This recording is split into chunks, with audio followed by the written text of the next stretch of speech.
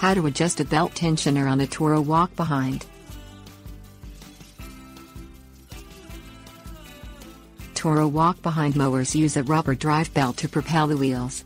The mower has a tensioner adjustment mechanism to ensure the belt remains tight on the drive wheel and pulley assembly.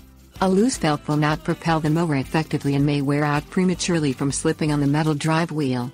Adjusting tension on the belt takes only a few minutes. Things you will need: screwdriver set. Shut off the Toro and wait for the engine to cool. Pull the spark plug wire off the tip of the plug on the engine block. Take out the screws holding the belt guard cover over the drive mechanism. Remove the cover to expose the drive belt and tensioner. Loosen the 4-handle bracket mounting screws on the tensioner. There are 2 screws on each side of the bracket surrounding the drive belt. Loosen the screw on each side of the rear height adjuster bracket. Slide both ends of the tensioner mechanism until the belt is taut on the pulley wheels.